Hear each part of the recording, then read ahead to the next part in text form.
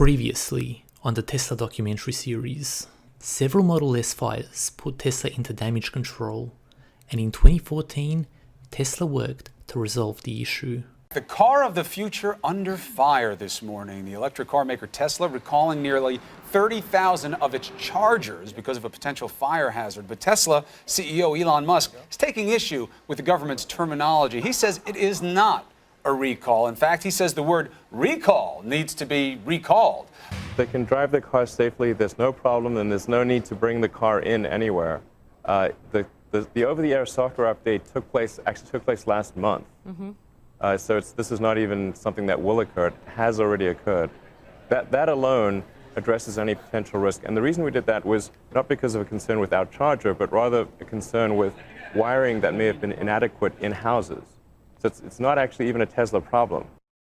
Now, Tesla has also been in the news, guys. You'll remember this fall, there were some fires in Teslas after crashes. And Elon Musk says these chargers have nothing to do with those fires. He also said, look, our company is getting far too much attention for a handful of fires versus all the fires you have in gasoline-powered cars. Shortly after, Tesla made good on its promise to increase the safety of the Model S and reduce the risk of fire by announcing that they will add a titanium underbody shield and aluminum deflector plates to protect the battery pack.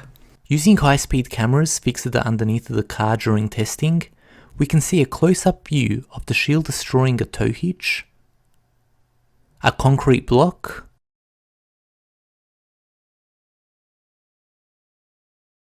and a steel alternator, all while keeping the battery pack completely safe.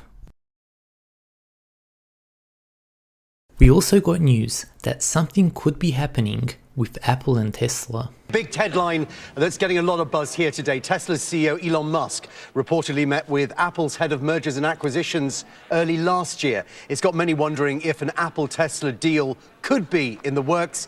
I think when you take a look at this report, the thing to focus on is that you're talking about the head of M&A for Apple and Elon Musk, the CEO of Tesla, having lunch. Lord knows what they might have been discussing, but it's certain that Elon Musk meets not only with Apple executives, but other executives at other tech firms out in the Silicon Valley. He's talked about it openly in the past because he views Tesla being as much of a tech company as it is an auto company. That Tesla could do some sort of deal with Apple. What would Apple bring to the table?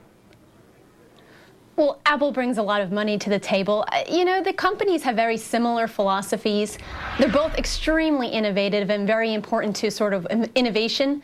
But philosophically, both companies, I think, are able to dominate their industries without a lot of market share. So as you take a look at shares of Tesla, and yes, a headline like the one we saw over the weekend about this lunch date between Elon Musk and the head of M&A from Apple, it's going to get a lot of people interested.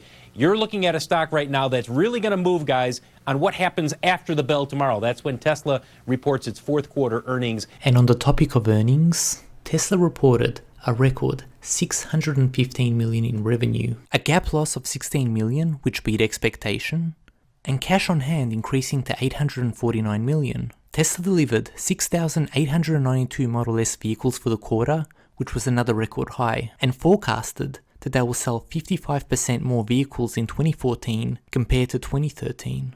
Elon also gave an update on how much demand they were getting for the Model X, even though it was still a while away from production. The Model X demand is very high. Even though there's zero marketing for the Model X, it's like if you're going fishing, it's like the fish are jumping in the boat. We're not actually trying to sell the Model X at all, and we're seeing a steady accumulation of Model X deposits. What kind of pre-orders are you looking at? We've basically sold out next year's production. Which is how many?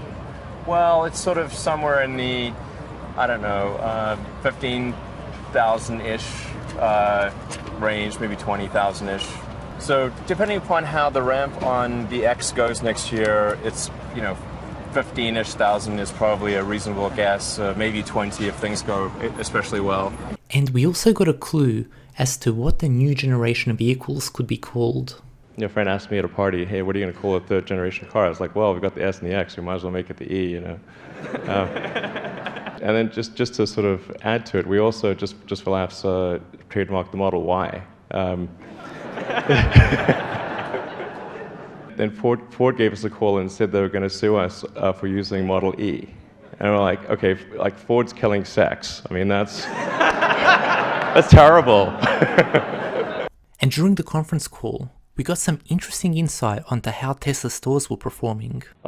Sales per square foot on our stores. I believe Apple's normally the leader on sales per square foot. Our sales per square foot are double that of Apple's.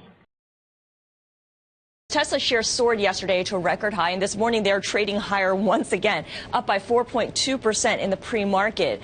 Tesla plans to boost battery production. Elon Musk, the CEO, calls it a gigafactory, and that could, of course, transform the power industry and really push the electric car into the mainstream. Tesla shares trading at $258.50 a share right now. Betty, you know a thing or two about Tesla, having spoken with Elon Musk a number of times. Right, I never thought I would know so much about a giga battery plant, okay? But this is really key. Here's why. The biggest, most expensive part of this electric car, of any electric car, is the battery, right? They need to make sure they get the cost down and the efficiency up. So this is why it's so important. This is why analysts last week spent almost all the entire hour with him talking about this factory plant and when it's going to be built, because he needs to get that battery production, the cost down in order to make that $30,000 car. Really, our main concern is to make sure that the Gigafactory, the giant battery factory, is ready when the third generation car is ready. Because if we go and design the car and we tool up to produce the rest of the car, which is also a big expense, but then there are no batteries to supply it, it would be a terrible outcome for Tesla. I mean, we might fail as a company. So that has to be paramount in our decision making. Tesla CEO Elon Musk has just announced on the company's website that the company is going to be opening up all of its patents for other automakers and others in the auto industry to use. It is rare and it is bold. Tesla is sharing its secrets, opening its patents for the world to see. You just had this patent decision, and this gets to the point you're saying. You're further ahead of other car companies than you would like to be. Yeah. Because there's a certain kind of broad interest you have in the diffusion of electric cars, right? Right. Is that what is driving your recent decision to essentially not pursue intellectual property claims on your own patents? Yeah, we decided to open up the patents because we think it's important that there be a lot of electric cars in the world. A lot of people say, well, is this really an altruistic decision? Does altruism even exist? No company would really do that.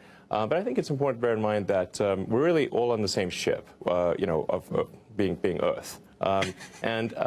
If Tesla succeeds, but then the sort of climate is destroyed, I mean, I'm not sure that actually helps Tesla. Right. I mean, it's sort of like a ship-based analogy might be appropriate here, where it's like, let's say there's a bunch of people on a ship and there's a bunch of holes in the ship, and we're quite good at sort of bailing the water out of our section, and we've invented this nice bucket. It would be foolish of us not to share that bucket design, because if the ship goes down, we're going with it.